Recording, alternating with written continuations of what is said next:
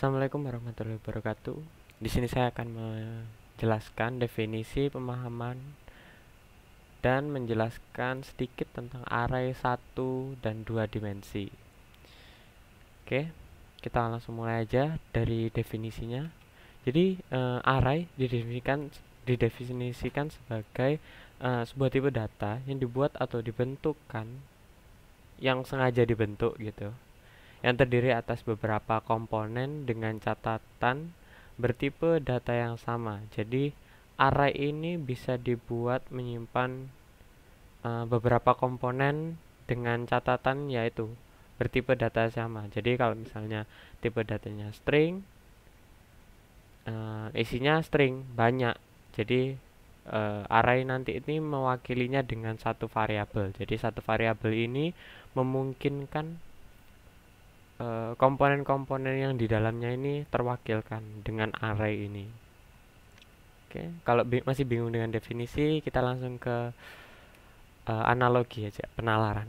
Jadi ini untuk pemahaman ya. Jadi analoginya itu seperti array adalah sebuah hotel besar. Hotel itu kan berisi dengan beberapa kamar dan ruang, dan yang jelas ruangnya berbeda-beda, kamarnya berbeda-beda. Jadi kamarnya itu kan pasti punya nomor dan nama yang berbeda-beda, biar tidak bingung untuk seperti nama lah. Jadi setiap kamar itu punya nama atau punya nomor. Jadi beda kamar satu dengan yang lainnya di dalam hotel.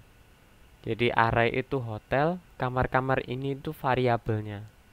Nah, kamar-kamar ini itu bisa dikatakan satu tipe, karena kita ibaratkan tadi hotel kan, hotel itu memiliki kamar-kamar. Nah, kamar-kamar ini bisa dibilang satu tipe karena satu ini ya, bisa dipakai tidur, bisa dipakai itu ya, jadi ya sejenis lah kamar-kamar itu. Jadi bisa dijadikan satu atau dikelompokkan, misalnya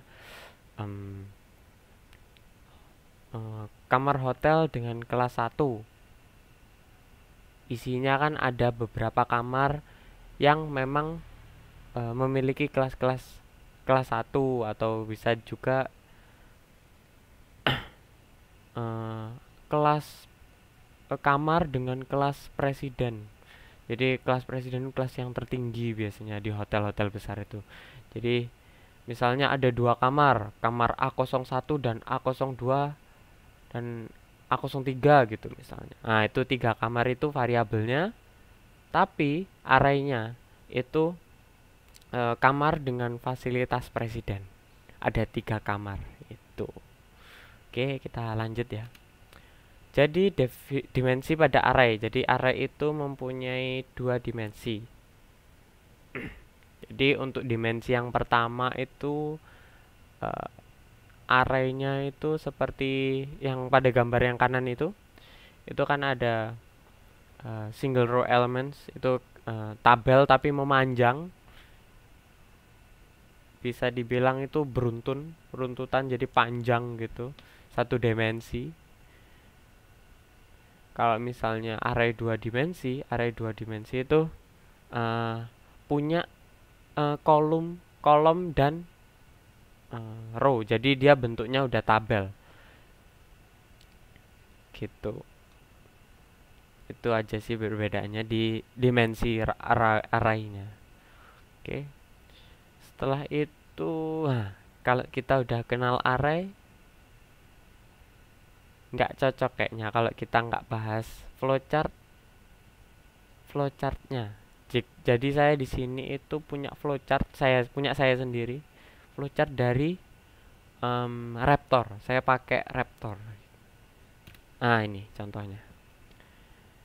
Jadi ini contoh array saya pada Raptor. Jadi Raptor ini salah satu aplikasi yang bisa membantu membuat flowchart ya.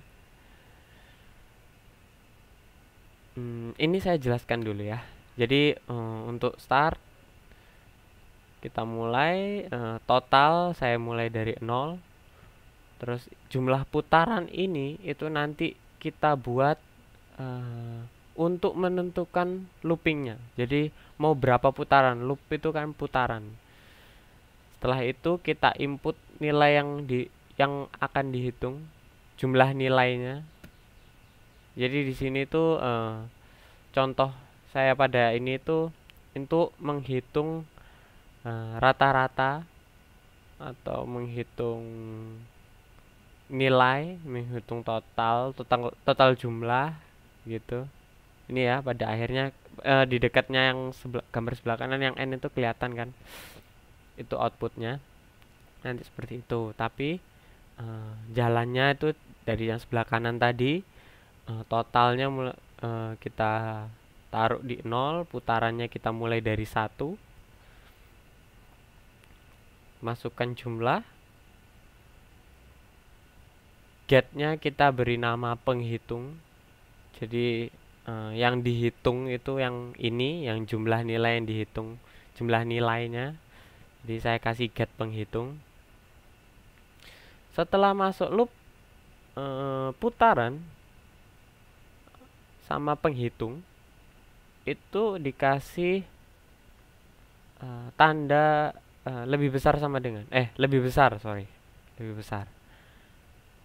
Setelah itu masukkan angka ke plus putaran, get angka arraynya putaran. Jadi kita nanti itu nanti dia itu memasukkan sendiri plus putaran itu dia nanti kan memasukkan nilai gitu ya, masukkan nilai misalnya. Oh ya, nanti aja nanti saya coba putar gunakan aplikasinya gitu. Oke.